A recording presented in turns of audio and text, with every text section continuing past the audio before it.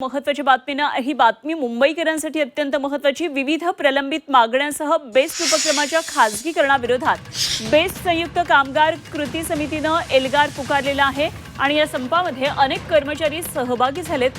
वेतन वाढ आणि सुट्टी तसेच अनेक प्रश्नांसाठी हा संप पुकारण्यात आलेला आहे। तर या कर्मचाऱ्यांनी आरोग्य सुट्टी आणि इतर प्रश्नही उपस्थित केले आहेत। तर या संपामुळे वडाळा, मुलुंड, गोरेगाव आगारातून आज एकही बस बाहेर पडलेली नाहीये। त्यामुळे मुंबईकरांचे आज दिवसभर हाल होतात। घाटकोपरमध्ये तर संपकरी कर्मचाऱ्यांनी प्रवाशांना बेस्ट बसमधून खाली उतरवलं। दरम्यान प्रशासनानं कर्मचाऱ्यांना संपात सहभागी न होण्याचं आवाहन केलंय। मात्र यानंतरही कृती समिती आपल्या आंदोलनावर ठाम आहे। बेस्टच्या माझ्या कामगारांनी पुकारलेल्या या आंदोलनामध्ये सहभागी झालेल्या सर्वांचं मी मनापासून स्वागत करतो। हा फक्त एका युनियनचा विषय नाही आहे, कामगारांचा विषय, कामगारांच्या अस्तित्वाचा विषय। बेस्ट जगली पाहिजे, बेस्ट टिकली पाहिजे, यासाठी मी विनंतीपूर्वक आवाहन करतो इतर युनियनला की तुम्हीही या आंदोलनामध्ये सहभागी व्हा। कारण मुंबईचं अस्तित्व टिकवण्यासाठी बेस्टचं अस्तित्व असणं फार गरजेचं आहे। मुंबईची परंपरा आहे, तशीच आपली बेस्टची परंपरा आहे। तर बेस्ट बसचा संप सुरू आहे। मुंबईकरांचे हाल होतात। आज सकाळपासून आपण या बातमीवर लक्ष ठेवून आमचे प्रतिनिधी मनशी पाठक सध्या आपल्या बरोबरच जाणून घेऊया मनशीकडून या संदर्भातले काय नेमके सध्याचे ताजे तपशील आहेत। मनशी, दिवस आता उलटत चाललेला आहे। संध्याकाळची वेळ येईल, ऑफिसेसमधून लोक बाहेर पडतील, घरी जाण्यासाठी बस शोधतील, पण मात्र पुन्हा एकदा बस नसणार आहेत। आज दिवसभरच बस धावत नाहीयेत।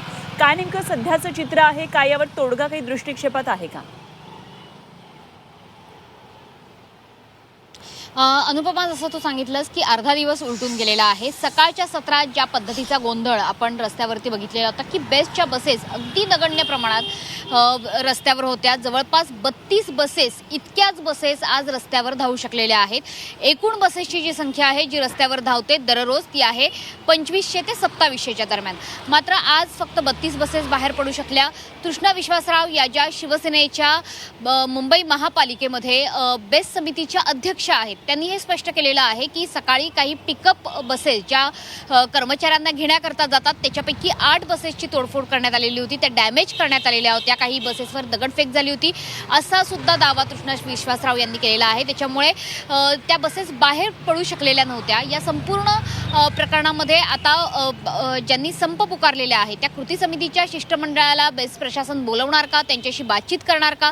तर तृष्णा विश्वासरावांनी आपण त्यांच्याशी बातचीत करायला तयार आहोत, या इतकंच नाही तर त्यांनी संप मागे घ्यावा असं आवाहन देखील करत आहोत असं सांगितलेलं आहे।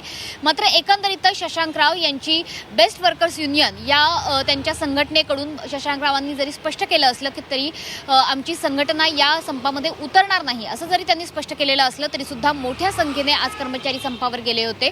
त्याच्यामुळे आता संध्याकाळच्या सत्रात पुन्हा एकदा आपल्याला काही प्रसंग असे ओढवू शकतात की रस्त्यावरती प्रवाशांची गर्दी होईल, पुन्हा एकदा टॅक्सी पकडण्यासाठी प्रवाशांची गर्दी होईल। अशा परिस्थितीमध्ये बेस्ट प्रशासनानं लवकरात लवकर पाऊल उचलणं हे गरजेचं आहे। मात्र अद्याप तरी बेस्ट प्रशासनामध्ये आणि कृती समितीच्या कोणत्याही शिष्टमंडळामध्ये संवाद झाल्याची बातमी अद्यापपर्यंत आलेली नाही, तशी माहिती अद्यापपर्यंत आलेली नाही। इतकंच नाही तर या कर्मचाऱ्यांना औद्योगिक न्यायालयानं संप करण्यास मनाई केलेली आहे, त्याच्यामुळे त्यांच्यावर काही रीतसर न्यायालयीन प्रक्रियेनुसार कारवाई होणार का या संदर्भात सुद्धा कोणतेही अधिकृत स्पष्टीकरण हे बेस्ट प्रशासनाकडनं समोर आलेलं नाहीये। त्यामुळे एकंदरीतच चांगलंच गोंधळाचं वातावरण आहे मुंबईमध्ये आणि तोच गोंधळ कदाचित संध्याकाळी सुद्धा आपल्याला रस्त्यावरती बघायला मिळू शकतो।